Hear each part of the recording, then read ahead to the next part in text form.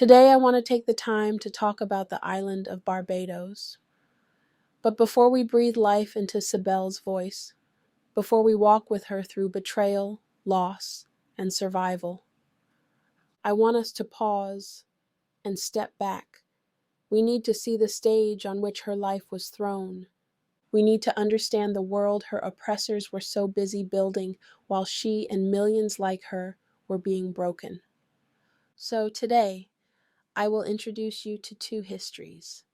The first belongs to the island of Barbados itself, a land once alive with indigenous people whose names and stories barely made it into the colonizers' records. And the second belongs to the Dutch West India Company, a machine of profit that turned human lives into cargo and paradise into a commodity. These two stories matter because they show us something raw and unsettling. While colonizers imagined they were creating heaven on earth, with their sugar, their wealth, their power, the people they enslaved were living through hell. And yet, even in that hell, voices survived. Whispers, testimonies, tears, fragments of truth strong enough to reach us across centuries. That is what we honor in this episode. Not the colonizers, not their profits, not their castles in the sand, but the ones they tried to silence, the ones who carried memory in their bodies and souls, even when their tongues broke under grief. So with that being said, welcome to today's episode. Settle in, because what we're about to uncover is not just history, it is witness. History books tell us that Barbados was discovered in 1536 by a Portuguese sailor named Pedro Campos. They say he stopped at the island and released pigs and goats so they could multiply and serve as food for future voyages. That's the story Europeans recorded. But let's pause here. In order for him to even sail directly to this island and leave animals behind, the location had to already be known. Europeans were not wandering blind. By the 1530s, they were sailing with maps, charts, and knowledge passed along from earlier voyages. And long before their ships ever touched the sand, indigenous people, the Arawaks and Caribs, were already living on this island. So was it really a discovery? Or was it simply the moment Europeans decided to write themselves into the story? If anyone else besides Europeans had already known or visited Barbados, the truth of that remains unknown, because colonizers erased other voices from the record. What we do know is this: the Portuguese were not the first to see the island. They were only the first to claim ownership in writing. And what happened to the indigenous people? That too is unclear, because the colonizers did not care to document it. They wrote about livestock, about sugar, about trade. But they did not write about the lives of the people who first called this island home. We can only assume what history has shown us elsewhere. Some were captured and carried away to be enslaved in other colonies, others killed in conflict, many destroyed by sickness carried across the ocean. Their silence in the records is its own testimony. What the Portuguese and later the English did record was how useful Barbados could be: a rest stop for ships, a place for animals to graze, and eventually a paradise of sugar plantations feeding Europe's hunger for wealth. But paradise for them was built on the death and disappearance of others. But Barbados did not stand alone. Behind the island's transformation was a larger machine: the Dutch West India Company. To understand how Sybell's world was shattered, we must first understand the empire that turned human lives into profit. In 1492, the Christian kingdoms of Castile and Aragon defeated the last Moorish stronghold in Granada. This moment ended nearly 800 years of Muslim rule in parts of Spain, known as Al-Andalus. For centuries, Al-Andalus had been a place where Muslims, Christians, and Jews lived under a system that allowed for shared culture, scholarship, and learning, a place where philosophy, science, and architecture flourished. But with the fall of Granada, that world collapsed.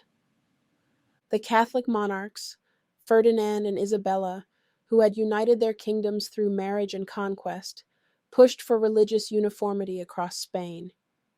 They believed the presence of Muslims and Jews was a threat to their power, and they sought to erase centuries of diversity through force. That same year, 1492, Ferdinand and Isabella issued the Alhambra Decree, ordering all Jews in Spain to either convert to Christianity or leave the kingdom. Thousands converted outwardly but held onto their Jewish faith in secret. These were called conversos, or crypto-Jews. Muslims, too, were pressured. Many converted under duress, becoming Moriscos, Muslims forced to live as Christians. But even then they faced suspicion, persecution, and eventual expulsion over the following century. For both Jews and Muslims, Spain became a place of fear, betrayal, and exile. Centuries of belonging were wiped away in a single decree, and entire communities were uprooted. These refugees, once driven out of Spain and Portugal, carried their skills into Dutch ports. In Amsterdam, they found safety and built new lives, trading, banking, connecting worlds. But the same knowledge that kept their community alive also became tied to a rising empire. And it is here, at this crossroads of survival and ambition, that we must pause. Because what followed would shape not only Europe, but the lives of millions across the ocean. By the early 1600s, Amsterdam became home to one of the most vibrant Sephardic Jewish communities in Europe. These families built synagogues, printing presses, and schools, but they also stepped deeply into the world of trade and finance. They spoke Spanish, Portuguese, Hebrew, Arabic, and Dutch, which gave them an advantage in bridging worlds that others could not. They connected the Dutch to markets in the Mediterranean, the Ottoman Empire, and even the Americas. When the Dutch West India Company was formed in 1621, it was modeled on the earlier Dutch East India Company and designed to control trade in Africa and the Americas. This company wasn't just a government arm, it was a joint stock corporation, meaning private investors could buy shares. Among those investors and merchants were Sephardic Jews of Iberian descent, who poured their knowledge and connections into its operations. Some Jewish merchants financed voyages. Others helped establish sugar plantations in Brazil when the Dutch briefly held Recife, 1630 to 1654. After Portugal retook Brazil, many of those Jewish families fled again, this time to Curaçao, Suriname, and parts of the Caribbean. From there, their expertise in sugar cultivation and trade flowed into English colonies like Barbados. This is where the tragedy deepens. A people once expelled and persecuted in Spain became entwined in systems that oppressed another people across the ocean. They did not create the Dutch West India Company alone. It was a vast Dutch enterprise backed by merchants, nobles, and bankers. But their participation was significant.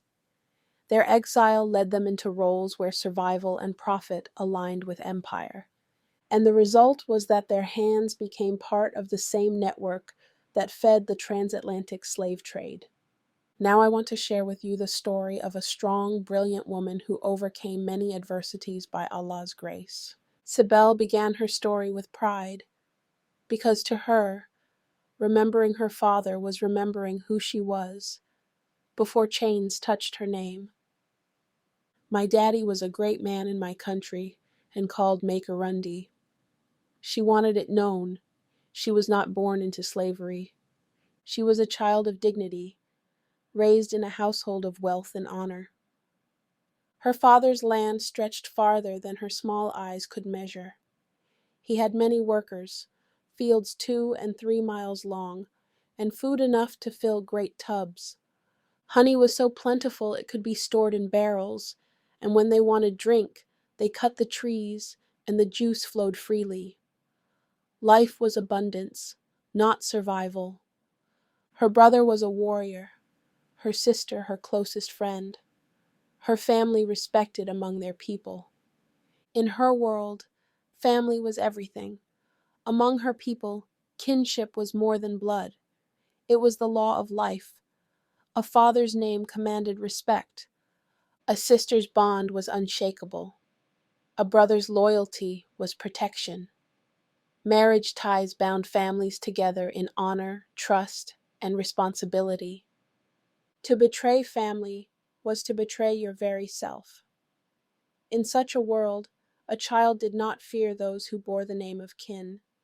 They were her shield, her comfort, her belonging. So when her sister stepped out one day and her brother-in-law arrived with a smile, Sybell felt no fear. He said he would take her to see his other wife, and she followed without question. Why should she not? In her eyes, this man was not a stranger. He was family. His presence should have been safety. His word should have been truth.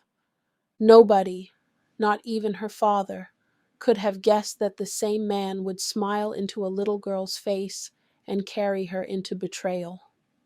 The journey that followed was long and merciless. Carry, carry, carry, carry, carry me, she later said, describing the distance she witnessed. Words tumbling like footsteps across the earth. They traveled by day beneath the burning sun, and by night under the watch of cold, unfamiliar stars. The land changed beneath her feet.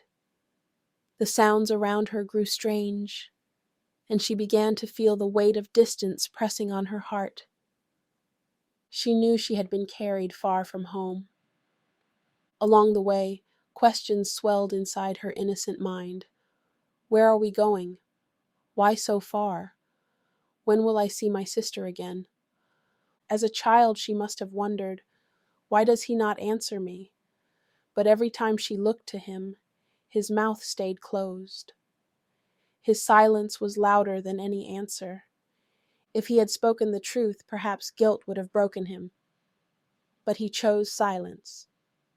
And in that silence, Sybell remained both frightened and innocent. Scared because everything familiar was slipping away, yet still trusting because this was family, and family was supposed to protect her. She could not have known the depth of betrayal until the end of the road, when she was handed to strangers and saw the sea for the first time. Until then, her innocence carried her through the nights, still hoping, still believing she was being led somewhere safe. At the end of the long road, Sybell arrived at a place unlike anything she had ever known. A long house stretched before her, filled with faces she did not recognize. Voices rose in unfamiliar tongues, some weeping, some singing, none belonging to the safety of her village. The air itself felt heavy, like it carried grief she could not yet name. And then she saw them. Pale-skinned men with weapons in their hands, their clothes strange, their eyes sharp, their laughter hollow. To her, they were not men, but shadows of something foreign, something outside the world she had grown up in. She had never seen such people before, never imagined they existed. Behind them, the sea roared, a vast, endless water stretching beyond her sight. It was the first time she had ever seen an ocean. Its sound alone terrified her, its waves rising and falling like the breath of a giant.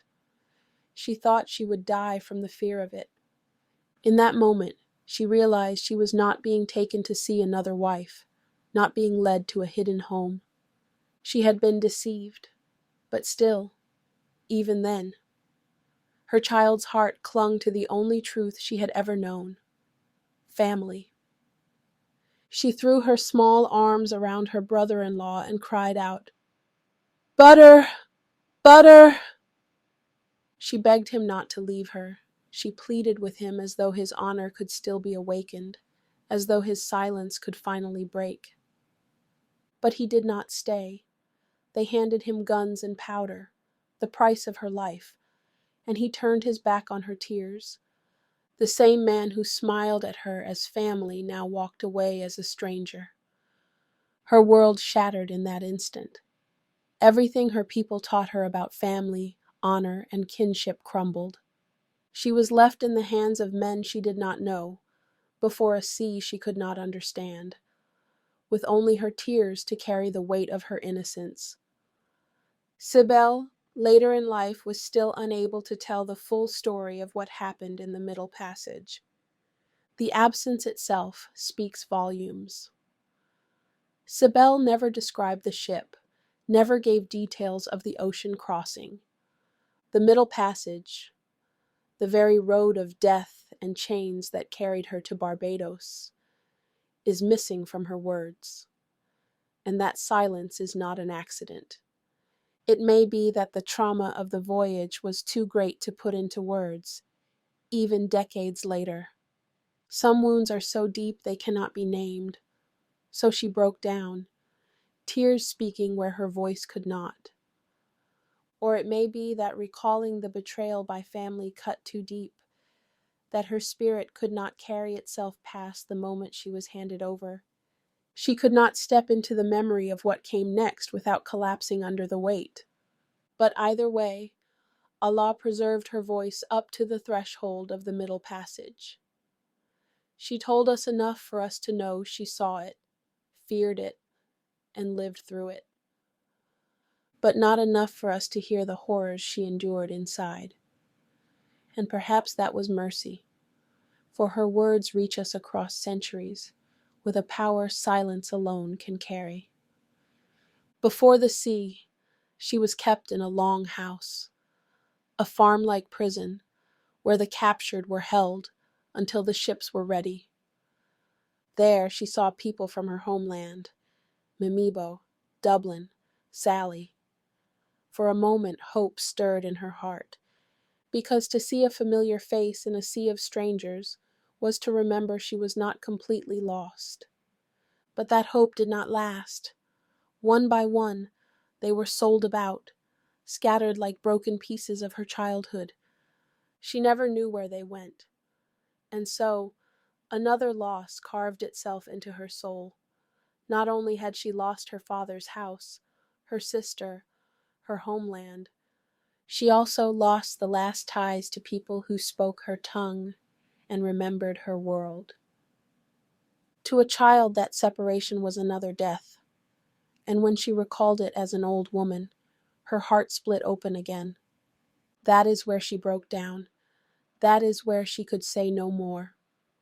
Many years later, Sybell was no longer the child who cried out, "Butter, butter!" She was an old woman, her body worn down by years of labor, her soul carrying only the shadows of memory.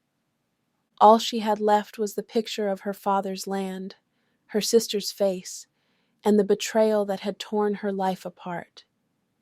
In Barbados, she had no kinfolk, no family to lean on, no one who shared her language or remembered her name before chains. The weight of trauma had shaped her mind. Day after day in the fields, hours under the burning sun, punishments for no reason at all. They broke down her sense of self until all she lived in were the cracks of what used to be. She was trapped between what had been stolen and what could never return. This is why she could not finish her story, because that is all she ever became in this world, a woman haunted by the echoes of her own beginning, but never allowed to reclaim it. The unfinished testimony is not weakness. It is the truth. It tells us her suffering was so deep that words could never carry it to the end. What the colonizers did to her was horrific, so horrific that words could not contain it. And yet, In Allah's wisdom, He made the very oppressor write her testimony down. John Ford may have thought he was preserving curious speech, but in truth, he was recording evidence. He was writing the words that Allah can hold up on the day of judgment, when no denial will stand. Indeed, Allah does not do injustice, even as much as an atom's weight, while if there is a good deed, He multiplies it and gives from Himself a great reward. Quran 4:40. Her testimony is proof that it hurt so deeply His creation could not even finish telling the horrors. Proof that silence itself can cry out louder than words. Proof that the oppressed are never forgotten, for every tear is counted, every loss is recorded, and every betrayal will be answered in the court of the most just. Fun fact: why I chose to title this Price of Betrayal. 1. Family betrayal. Sybell's brother-in-law sold her for gunpowder. The one who should have been her protector turned out to be her captor. This is the most intimate betrayal, the breaking of family trust. 2. Historical betrayal in Spain. In 1492, Jews and Muslims were neighbors in Al-Andalus, living side by side for centuries. But when Spain fell, many Jews fled, and later became entangled in Dutch trade systems that enslaved Africans. A people once betrayed ended up betraying others. Third civilization's betrayal. Europeans claimed to bring civilization to the world, but in truth, they built their heaven on earth by creating hell for others. Their paradise of sugar, profit, and power came at the cost of African lives. 4. The hypocrisy of betrayal. Colonizers and oppressors had the audacity to ask the very people they enslaved to recount their suffering. As if testimony could erase the crimes, or as if their curiosity was greater than the victim's pain. This, too, is betrayal, demanding words from wounds they created.